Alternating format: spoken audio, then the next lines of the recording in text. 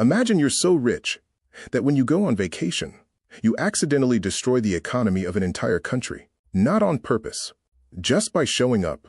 That actually happened. In 1324, one man left his kingdom in West Africa on a religious pilgrimage to Mecca. He brought 60,000 people with him. Before we talk about Mansa Musa, we need to talk about where he came from. Because in 1300 AD, while Europe was still recovering from the Black Death and fighting over scraps of land, West Africa was doing something extraordinary. The Mali Empire stretched across 1.2 million square kilometers. Bigger than Western Europe, it controlled the two most valuable things in the medieval world: gold and salt. Gold came from the mines of Bambouk and Bure. So much gold that Mali alone produced more than half of the world's entire gold supply. Salt came from the Sahara, and in medieval Africa, salt was literally worth its weight in gold. Whoever controlled both controlled everything, and the Mali Empire controlled both. But here's the thing about great empires: they're only as good as the man sitting on the throne. Mansa Musa didn't expect to be king. He became ruler of Mali in 1312, not because he was born to rule, but because his predecessor, Abu Bakr II, made one of the most spectacular mistakes in royal history. Abu Bakr was obsessed with one question: what is on the other side of the Atlantic Ocean? So he did what any reasonable medieval king would do. He built 2,000 boats, loaded them with food, water, and soldiers, sent them west into the Atlantic, and waited. One boat came back. The captain reported that the others had been swallowed by a great river current in the middle of the ocean.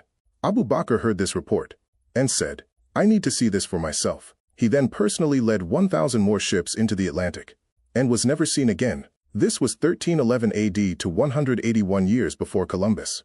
Some historians believe Abu Bakr may have actually reached the Americas. Nobody knows for certain. What we do know is that when Abu Bakr disappeared into the ocean, Mansa Musa became king of Mali, and he was about to build something the world had never seen. Let's talk about the money, because it was absurd.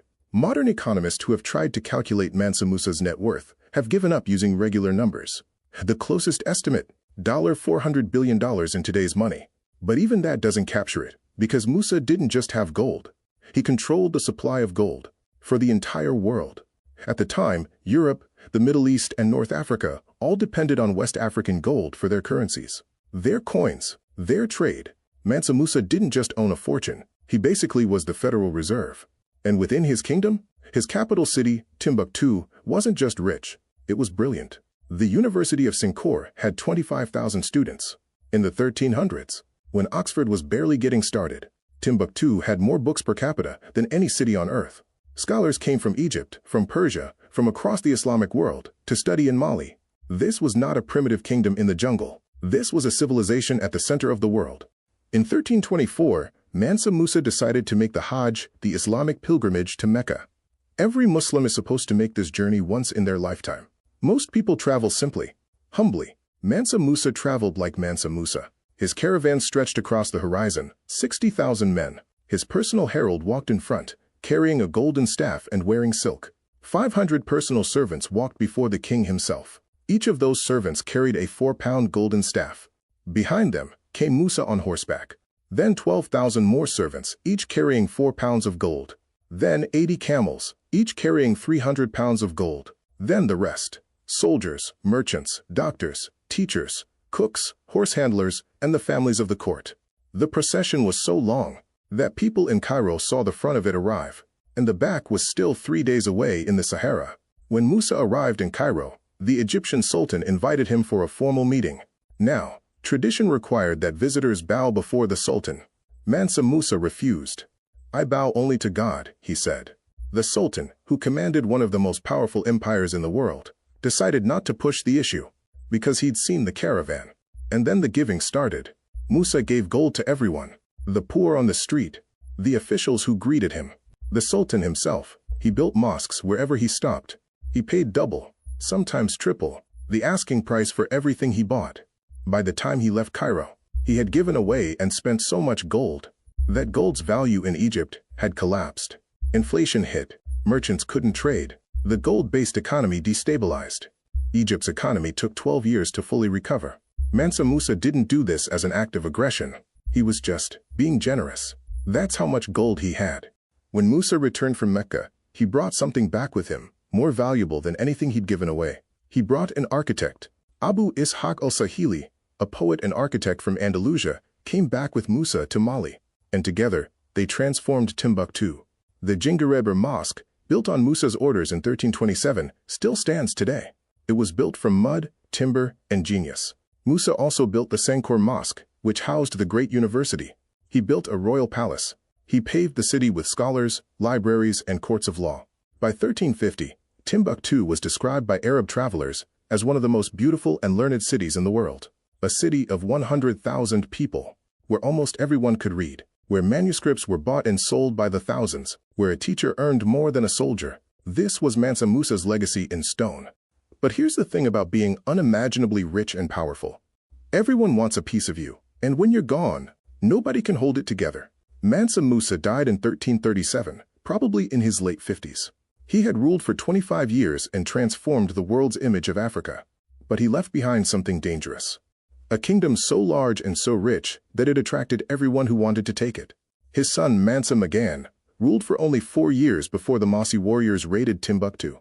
The city was attacked, looted, some libraries burned. His successors fought each other for the throne.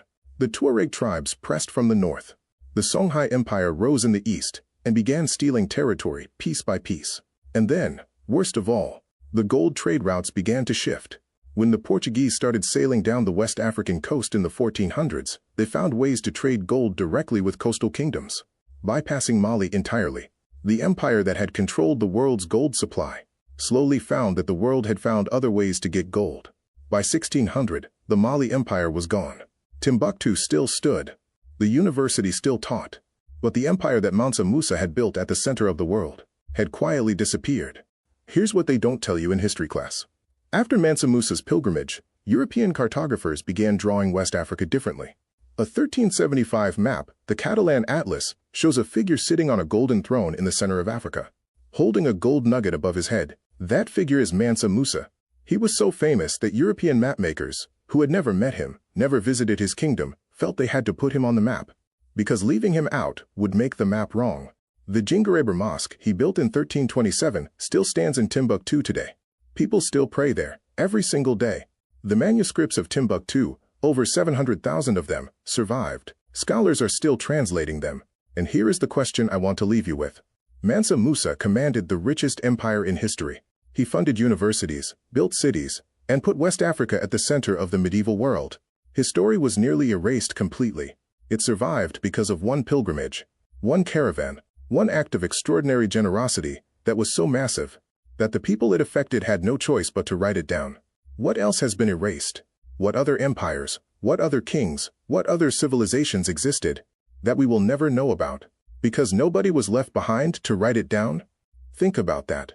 And if this story surprised you, if you had no idea this empire existed, that's exactly why this channel exists. Subscribe, because next week, we're going to another empire that rewrote the rules. And you've probably never heard of it either.